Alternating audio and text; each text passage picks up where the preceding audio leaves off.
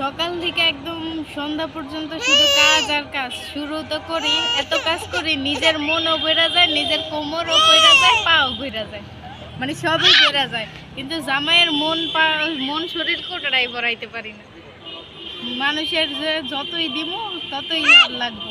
এখন তাও একটু রিকোয়েস্ট করে বললাম কি চলেন একটু ঘুরতে যাই। এখন করলো যে চলো ঘুরতে যাই। আমিও তো মহা খুশি, রেডি টেডি হয়ে আইলাম।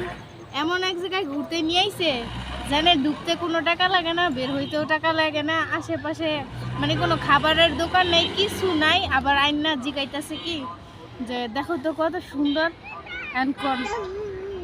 কি আর করার আছে। দেখো তুমি কত সুন্দর জায়গা। এমনি একটা পার্কে গেলে পার্ক যায় দেখবা যে শেষ হয়ে যায়। এমন জায়গায় তোমার নিয়ে আইছি, রাত দিন 24 ঘন্টা যদি হাঁটো তাও শেষ হবো না।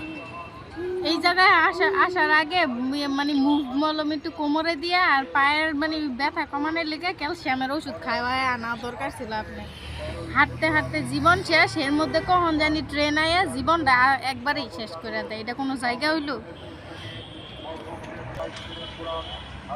দেখার মতো এরকম কিছুই নাই, শুধু রেল লাইন।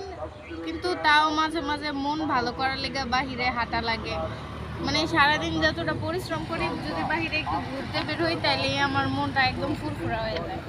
সেই জন্য ভাবলাম যে থাক আর রাগ না করি, এখন এনেই সন্তুষ্ট থাকি। ওই যে মানহা বাবুর নাচানাচি শুরু হয়ে গেছে গা। আমি ওইটা কি কোথায় দিব নিচে হয়েছে বাবা?